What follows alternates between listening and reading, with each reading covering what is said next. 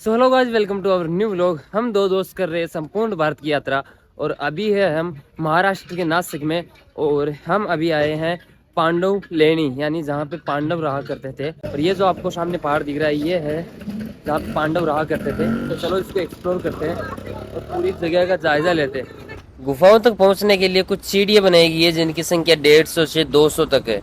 रास्ते के बीच बीच में कुछ इस प्रकार से बोर्ड्स लगाए गए हैं जिनके ऊपर गुफाओं के बारे में सारी जानकारी दी गई है, तो आप इनको पॉज करके जरूर पढ़ सकते हो। सो फाइनली पांडव केव्स की आधी दूरी तक हम पहुंच चुके हैं और यहाँ से पांडव केव्स की शुरुआत होती है।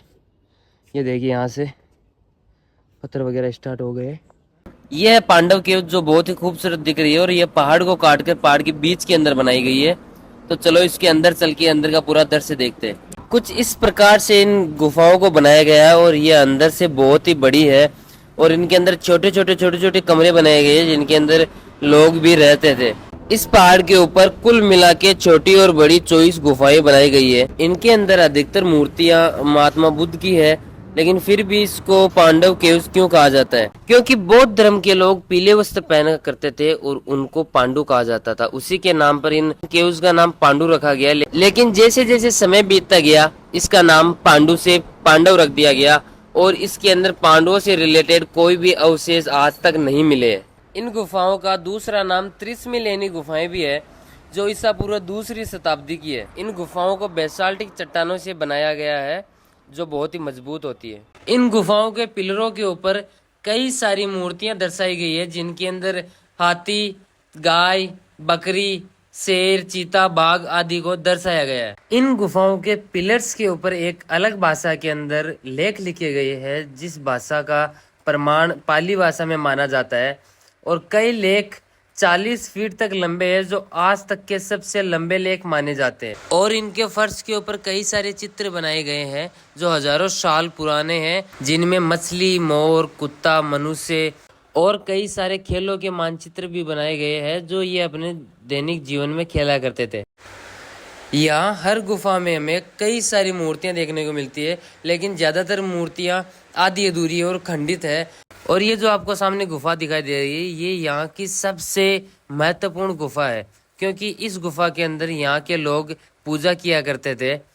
तो इसके जैसे हम अंदर जाते हैं हमें सामने की तरफ दिखती है एक मूर्ति जिसकी यहाँ पे ये पूजा किया करते थे और चारों तरफ हमें पिलर देखने को मिलते हैं और ऊपर जो छत है वो बिल्कुल गोल है। ये गुफा यहाँ की सबसे सुरक्षित और सबसे खूबसूरत गुफा है, क्योंकि ना इसके अंदर कहीं पे भी टूट फूट है और ये सबसे खूबसूरत भी है। और मैं जो आपको अब ये कमरा दिखाने जा रहा हूँ ये यहाँ का सबसे बड़ा कमरा है और इसके अंदर महात्मा बुद्ध की सबसे बड़ी मूर्ति लगाई गई है। जैसे ही हम इस गुफा के अंदर एंटर होते हैं हमें दोनों तरफ देखने को मिलती है बहुत बड़ी बड़ी मूर्तियां। सबसे मेन कमरे में एंटर होने के बाद हमें मिलती है महात्मा बुद्ध की मूर्ति जिसके दोनों तरफ दो मूर्तियां भी बनाई गई है। और ये आप देख सकते हैं कि महात्मा बुद्ध के पैर कितने बड़े हैं, इसी से आप अंदाजा लगा सकते हैं कि ये मूर्ति कितनी बड़ी होगी।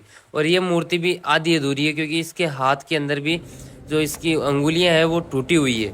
चाहे यहाँ के पिलर्स देख लो, चाहे यहाँ का फर्श देख लो, इतनी अच्छी और इतनी सुंदर कलाकृतियां बनाई गई है। और ये है इस चट्टान की सबसे अलग गुफा, क्योंकि इसके अंदर जो महात्मा बुद्ध की मूर्ति बनाई हुई है उस मूर्ति में महात्मा बुद्ध को सोते हुए दर्शाया गया है। तो अब पांडव केव्स की पूरी ट्रिप करने के बाद अब हम यहाँ से निकलने वाले हैं इगतपुरी के लिए। और इगतपुरी में आपको दिखाते हैं एक अजब गजब सा कारनामा। तो अभी हम आ चुके हैं नासिक से 50 किलोमीटर वेस्ट की साइड इगतपुरी गांव के अंदर।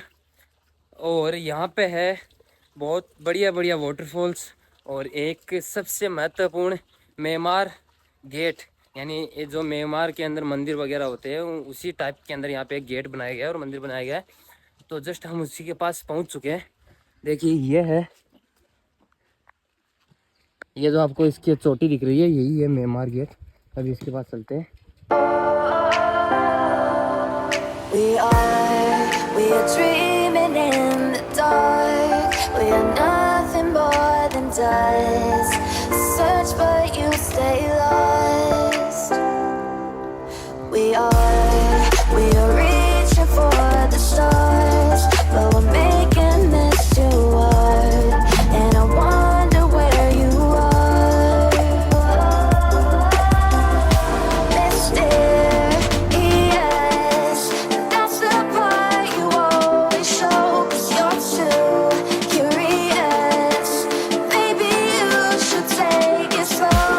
तो दोस्तों अभी मेमार गेट घूमने के बाद बहुत ज़्यादा बारिश चालू हो गई थी और लिफ्ट भी बहुत ही कम मिल रही थी, इसलिए हम वहाँ के वाटरफॉल्स वगैरह एक्सप्लोर करने वाले थे, लेकिन वो हमने एक्सप्लोर नहीं किए क्योंकि बारिश भी बहुत ख़तरनाक हो रही थी, जिसकी वजह से हम बाहर नहीं निकल पाए। और उसके बाद ने हमने लिफ्ट मांगना चालू किया, लेकिन लगभग 2 से ढाई घंटे तक हमें कोई लिफ्ट नहीं मिली। फिर एक भैया मिले जिनके पास बाइक थी, तो लगभग 6:30 बजे उन्होंने हमें लिफ्ट दी। और अभी यहाँ से ये है अपना बाज़ार जहाँ पे आज हमने स्टे किया है, और इनके ओनर का नाम है राजेश जी, जिन्होंने हमें ऑफ़र किया कि आप यहाँ पे रुक सकते हो, और खाने वगैरह की भी व्यवस्था इन्होंने करवाई हमारे लिए। तो अभी ये जो जगह है ये है ठाणे से 40 किलोमीटर पहले। तो अभी आज रात को यहीं स्टे करने वाले हैं और सुबह उठ के यहाँ से निकलेंगे मुंबई के लिए। तो कल सीधा मुंबई में मिलते हैं। अगर आपको व्लॉग अच्छा लगा हो तो लाइक, कमेंट और सब्सक्राइब जरूर कीजिएगा। मिलते हैं किसी नए व्लॉग में, तब तक जय हिंद, जय भारत, बाय बाय।